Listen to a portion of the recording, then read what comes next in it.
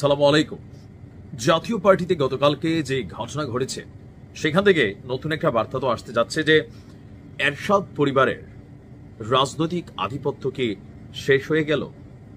দর্শক, জনাব এরশাদ সাহেবের হাত ধরে যে পার্টিটির কি বলে যে আত্মপ্রকাশ ঘটেছিল লম্বা একটা সময়, 90-এর সেই স্বৈর শাসনের পতনের পর একটা দীর্ঘ সময় যাবৎ বিভিন্ন দলের সাথে জোট বেঁধে, বিশেষ করে আওয়ামী লীগের সাথে জোট বেঁধে অনেকটা জীবিত ছিল জাতীয় পার্টি। কিন্তু আওয়ামী লীগ সরকারের পতনের পর বাংলাদেশের রাজনীতিতে বড় ধরনের একটা চাপের মুখে পড়েছিল জাতীয় পার্টি। আর সেই দলটির যিনি খুবই গুরুত্বপূর্ণ একজন ক্যারেক্টার ছিলেন জিএম কাদের, বা যে আমাদের এরশাদ সাহেবের স্ত্রী, যিনি কি বলা হয় যে বুড়ি খালাম্মা, বুড়ি দাদিও বলা যায়, রওশন এরশাদ, ওনারও অবসান ঘটেছে। এই এরশাদ সাহেবের বংশধরদের মধ্যে সর্বশেষ যিনি সবচেয়ে বেশি প্রভাব রেখেছেন তিনি হচ্ছেন জিএম কাদের সাহেব। কিন্তু গতকালকে জাতীয় পার্টির যেই কাউন্সিল হয়েছে সেই কাউন্সিলে আমরা যেটা দেখলাম যে নতুন এক রাজনৈতিক ধারার শুরু হয়েছে।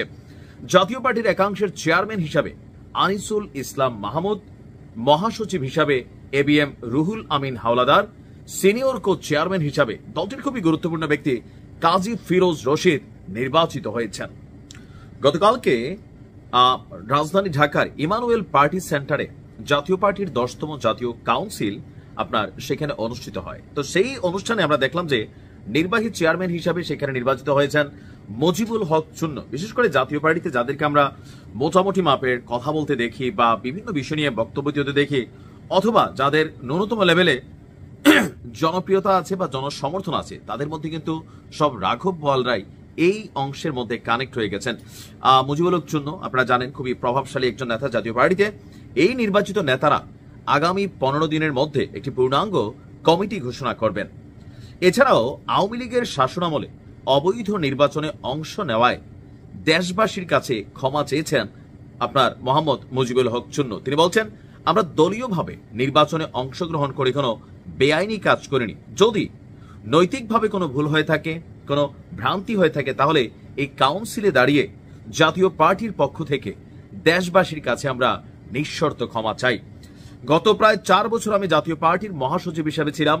ভুলভ্রান্তি থাকতে পারে, যে সমস্ত ভুলভ্রান্তি ছিল সেগুলো আপনারা ক্ষমা সুন্দর দৃষ্টিতে দেখবেন। জাতীয় পার্টির মহাসচিব হিসাবে আমি দেশবাসীর কাছে একটি কথাই বলবো, রাজনীতি করতে গিয়ে দলীয় সিদ্ধান্তে সবসময় হয়তো সঠিক সিদ্ধান্ত নিতে পারেনি।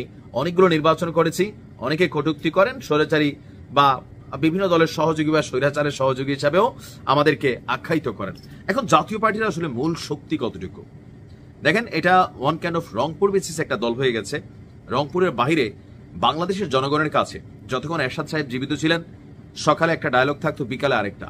ওনার পরে যিনি আসতেন রওশন এরশাদ, তিনি তো ভাই আগাগোড়াই গাল চাপাইয়া চাপাইয়া, পান চিপাইয়া চিপাইয়া কথা বলতেন। কি বলতেন তিনিই বুঝতেন, পাবলিক বুঝুক না বুঝুক তাতে কি যায় আসে।